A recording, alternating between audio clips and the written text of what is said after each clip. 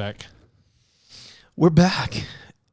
What's that? The AC/DC has a new album out. Somebody sent it to me the other day. I haven't listened to it, but did you remember AC/DC? Yeah, Back in Black. Yeah, Back in Black. Yeah. And it's like, what was the lead singer? I forgot his name. The one that was like, wow. And then it just, I mean, they had so much They're energy. Australian, aren't they? Yeah.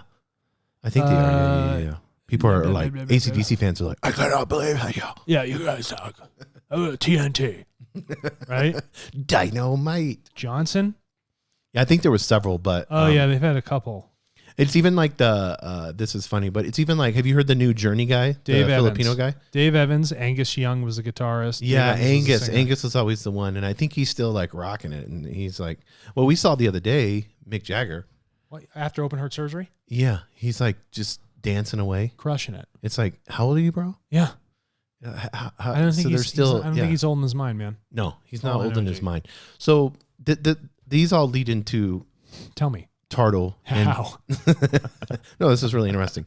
So whenever I look at tartle.co and I go to the website, and we have a new website that released probably a couple weeks ago, because this episode is going to be a little bit delayed, and I see the new website. Why is it important for TARTLE to keep evolving?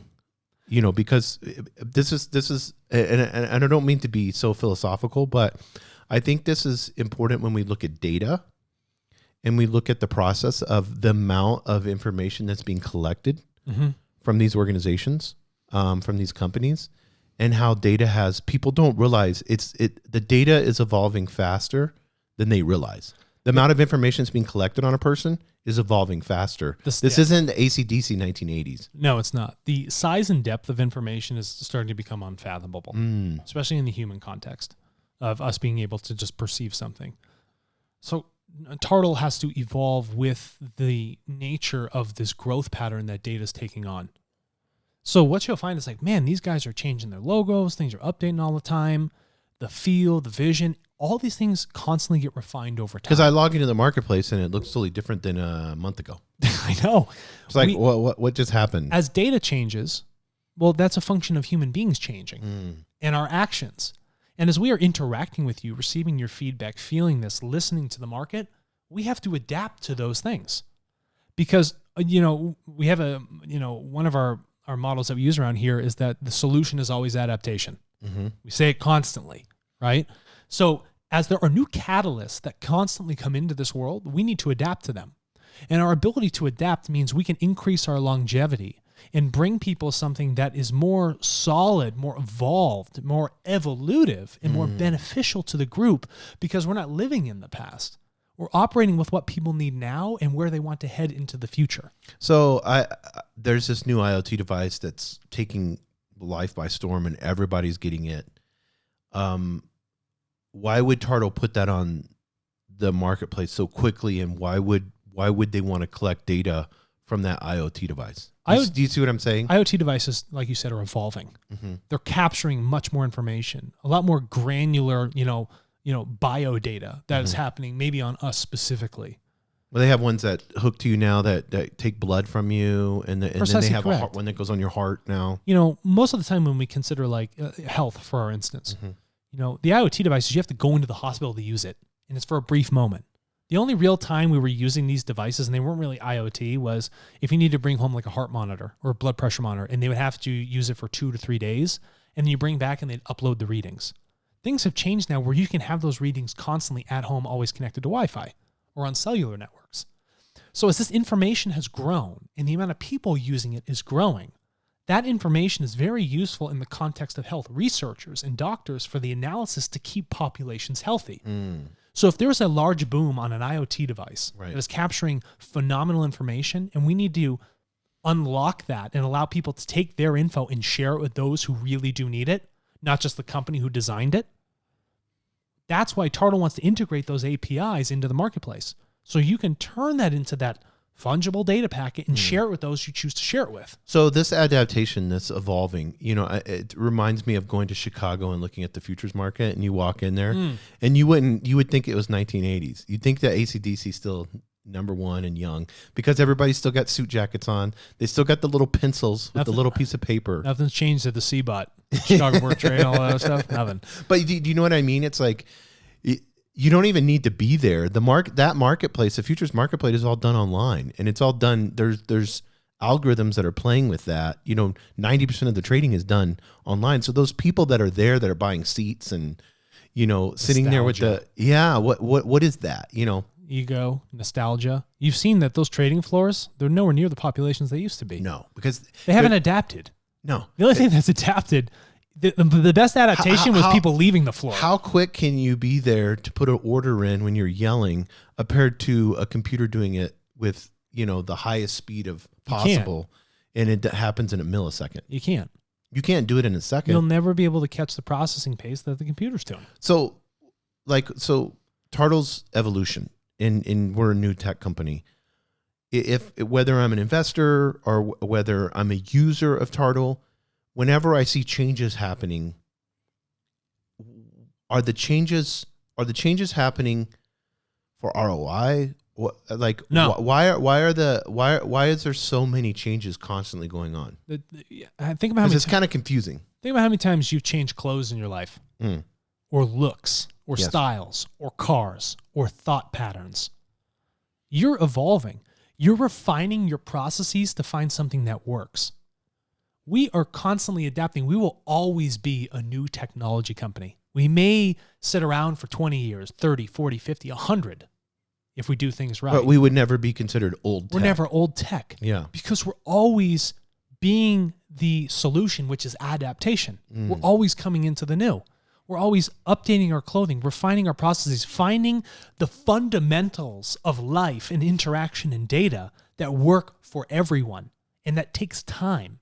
Yeah, because one of the complaints with old tech companies is the slothfulness, like in the sense of being like a sloth. And when they want to adapt, it takes so long, and we've had this, just on the podcast talking with certain corporate leaders and stuff like that, and the process that they have just to come on the podcast and have an informal conversation. Correct. It's just like all those systems are in place for what reason? Yeah, I need you we want to communicate and have a heartfelt conversation with you and build bridges and be positive, but yet there's an assistant to the assistant, and then there's questions, and there's agenda. And lay it out, and it's like, what sort of sick, sterile world do you sit in where you can't even just speak naturally about your job and your passions and what you're doing? Do we need a PowerPoint to communicate with you? I mean, like what happened to human-to-human interaction? Yeah, I mean, I get reports are important. I understand that. I mean, you want to look at data constantly. I get people are busy, but come on. But to have a conversation, so how does Tartle? Because I'm kind of putting you on the spot with these questions, but I think it's really important. How does Tartle make sure that it's flexible to be able to adapt?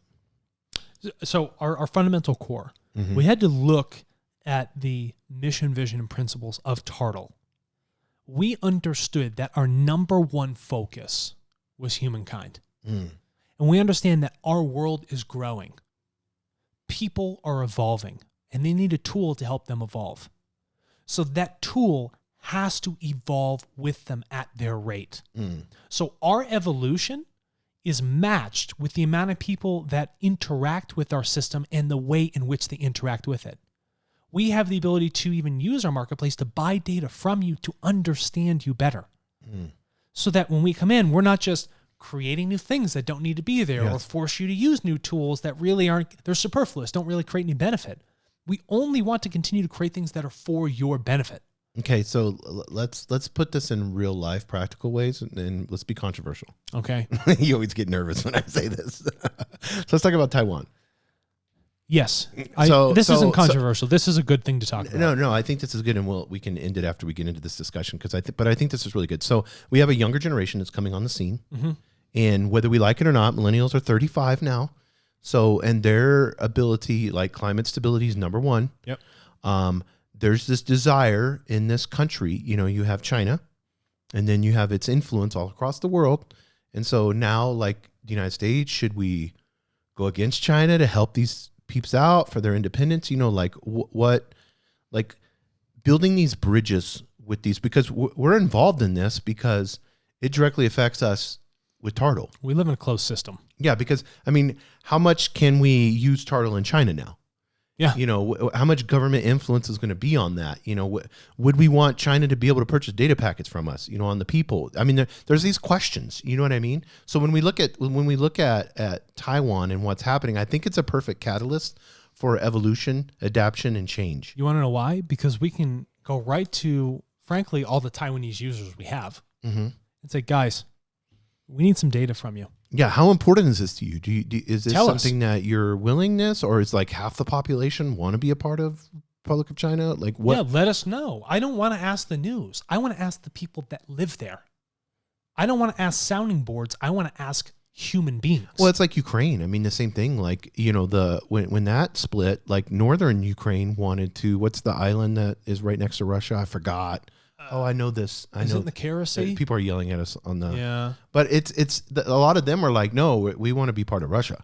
Yeah. You know, so it's like, okay, well, there needs to be conversations had. But do you know that?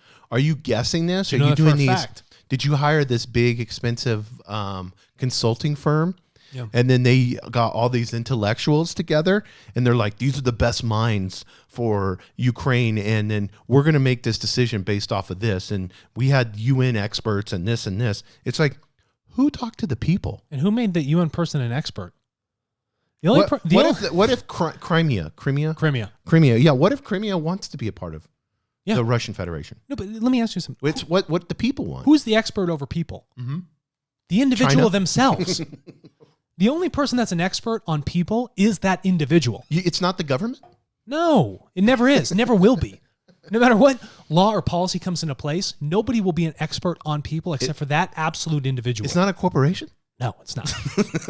No, it's not. This is on our Big Seven. The reason we're talking about this because we have government and corporate transparency. So I'm not picking on China. I'm just saying whenever you have any type of situation that is evolving or adapting to something new and something foreign, and that seems to be, I mean, because this situation has, and lots of people are getting heat on this, you know, like actors are speaking out or actresses, or, you know, like the NBA can't talk about it now because they're getting so much money from China, you know, so, and this happens to be on the political forefront right now. And so you have, it's like certain countries that don't want to communicate about it. But what if you knew the actual true data on this? What if you talked to the people? Well, yeah, here's then you would know. You would know.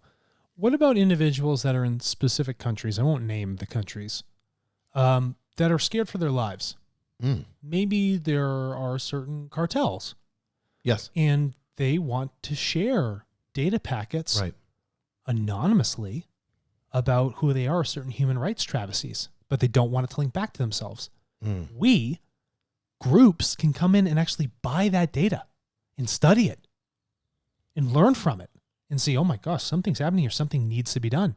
People are they are using Tartle as an outlet for their voice to talk about certain things that are unspoken. Yeah. And if they said it in a non-anonymous format, could possibly get them killed. Well, I mean, look at Brexit.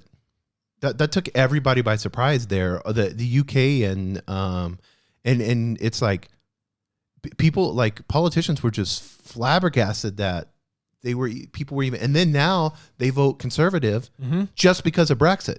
And then they're like, well, that's not it. It's like, have you talked to the people? No, they haven't. You all lack complete understanding. Yes, and there we go. You know why I know? Now that this is what I want to Do you want to know why I know for a fact you lack complete understanding? Because all of you majors have not signed up as buyers. And you should. Yes. Because you coming on here and actually meeting people where they are tells me you now want to understand. But it's this whole idea of I'm an expert and I know more than the people. You're not an expert. As a collective. Unless you've gone on Tartle, signed up, and are actually walking that bridge to that person and having that conversation. So how can I have an intelligent conversation with somebody through Tartle? Oh, you create a data packet with all the questions you may want to ask or the data you want to receive. You give that to the marketplace. They interact with it. You then ask them for that information with financial compensation, and they will give it to you under their own free will. And then through that process, you can understand and actually be an expert. Wow. Under their own free will? Under their own free will. Not this passive aggressive take information? And I don't care what badges you have or what organization you sit in. Or what country you're in. Yeah, you are no expert unless you've had the conversation with the individual directly. Perfect. Thank you.